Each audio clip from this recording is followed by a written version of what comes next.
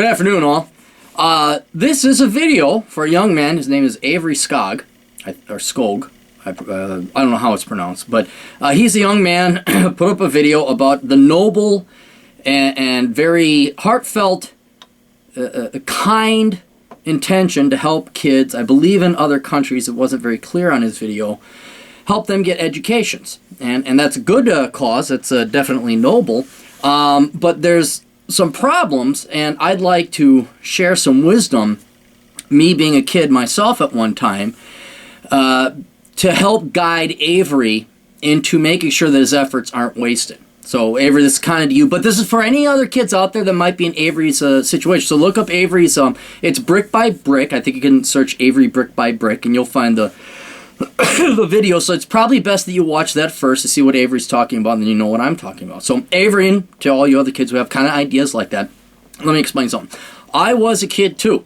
Okay, I was your age 30 years ago. I'm assuming about 8 or 9. I'm almost 40, very old.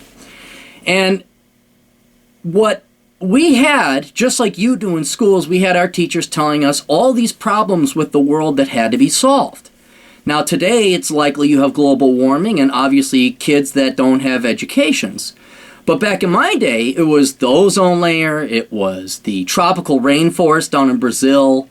We always had the poor starving kids in Africa. And by the time I started hitting college, the global warming thing was starting up there. Right? And let me explain something. That's 30 years ago. And we have since then spent trillions. Not a trillion, trillions. If you don't know what that is, look up, a million is a lot of money. Well, then there's a billion, and then there's a trillion. That's a lot of money. And so you should go look that up, on the internet, or in the Wikipedia, and see just how much that is. Right? So we've spent a lot of money, and at least 3 decades, 5 or 6 decades, 60 years, if you go all the way back to these various social causes and movements, trying to solve them. And guess what? In half a decade, half a century, in 50 years, these problems are still here. The question you have to ask yourself is, do you really want to help these people? Do you really want to solve these problems? And it's very apparent by now, raising money, trillions of dollars, isn't the answer. And we haven't solved it. So what we've been doing the past 50 years hasn't worked. Right? Now, it's very noble that you want to raise, brick by brick, get some money for school. Your little paltry amount, look that word up, paltry. It's not, I don't mean to be insulting, I mean as a mathematical measure. It's a very small amount, and it's not going to work. It just isn't. You're wasting your time, and you're wasting other people's money who are going to give you the money. Okay? Now, this may sound odd, this may sound weird, like, well, if we just had more money, if we just got more money, why we just need more money? I'm here to tell you that's not the solution. The problem that you're facing, well, let's start with the schools that will go on to a more alternative theory I have. Especially with the schools, the problem you're facing is that when you send money to these places are not able to take that money and invest it wisely. They have various problems. It could be their government is a dictatorship. It's not like kind of here in the United States and Canada where we're allowed to do what we want. There's sometimes warlords that are in command of these things, and a lot of the money just ends up going into the hand of these bad people. It never ends up becoming a school. There's also social problems. You can educate all the kids you want. If there's no jobs or industry, what's the point of getting educated if there's no jobs? You're just sitting there and worse still, I don't want to talk over your head too much. A lot of these countries are agrarian, meaning they're based on agriculture, farms. And when you send these kids off to school, you're taking away labor from the parents who need these kids to work on the farms, get water, and other type of things. In other words, I'll simplify it for you here.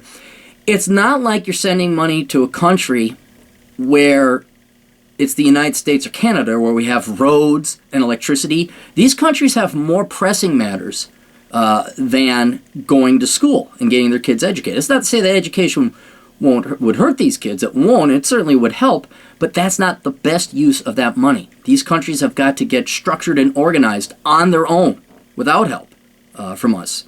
And if you need proof, just look at Africa. We have literally trillions of dollars, and Africa is still a very poor place to live. So it shows you that, trillions of dollars, let alone the hundred or the thousands you're going to raise, is not going to work. So you have to ask yourself the question, am I really doing any good? All right. Now here's an alternative theory. All right. Why the money isn't working, why after 30, 50, 60 years, depends on what measure you want to use. Why is it we haven't been able to solve global warming, the ozone, blah, blah, blah? Let me suggest this. That the people who claim to be helping these people really don't care to be helping. In other words, the primary interest, the reason they're raising money and they're going to go join the Peace Corps and they're going to go to Africa or we're going to raise money for the rainforest, isn't actually for the rainforest, is to give these people something to do. It's to employ them. And then I'll give you, there's many examples. Look at the Peace Corps. I don't know if you know what the Peace Corps is. The Peace Corps is a United States program. It started in 1964. No, was it? Kennedy was dead by, was he? Whatever, starting in the 60s. And it was supposed to go to all these poor countries and help them out. Well, that's almost 60 years ago. Well, it is 60 years ago. And nothing, 50 years ago. 50 years ago. And these countries are still poor. Well, the Peace Corps still exists. Why? It has nothing to do, if you would look at it logically, you'd say, you know what? This program has not done anything. It has failed.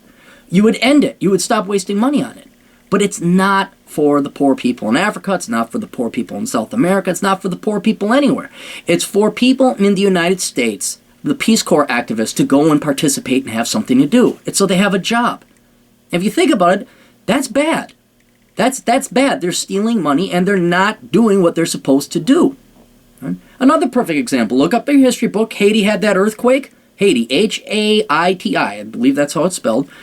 And then the UN, that's kind of like the Peace Corps. The UN went in and they really didn't do anything. Haiti is still one of the poorest countries. Look it up. You could go to the CIA World Factbook or look up the income per capita of Haiti. It's still poor, despite hundreds of millions of dollars being sent to that one country. Right?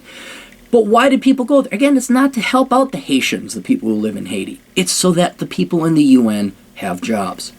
Global warming, the ozone layer. As kids, we say, hey, I wasn't rich, but oh yeah, we got to give money to help out the ozone layer. We got to give money to help out the rainforest. You know what? The ozone hole is still there.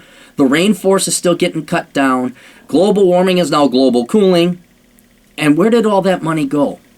It went to help a bunch of what we call charlatans or con artists. I know there's a lot of vocabulary, but this is the alternative theory. Now you got to look at the data. You got to look at the evidence. If it hasn't worked for the past 50 to 60 years and we spent trillions of dollars, do you think maybe now is the time to stop?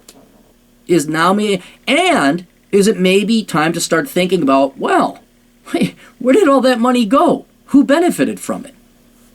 Because I'd hate to see this happen to you, Avery, where you work hard and you bust your butt off, you get all this money, and people who also have to work hard, they got to go to work to raise that money to give you so you could give it to the school. And then you give it to a group of people who really have no intention of helping out the kids, but using that money to pay themselves so that they can feel good about themselves and go to Africa or wherever it is that you want to help build these schools. And then in the end, it doesn't help the kids that you're trying to help. See? So I know this is a big moral story, and I won't bring your parents into this, because I won't. But these are really tough questions a young boy like you should not have to face at such a young age. You should be out playing in the snow. You should be playing video games with friends. You should be going to school. You should be studying hard. But you shouldn't be brought into this world of politics. You should be a kid. You should enjoy your life because, trust me, you got plenty of life to worry about this stuff. So enjoy your childhood.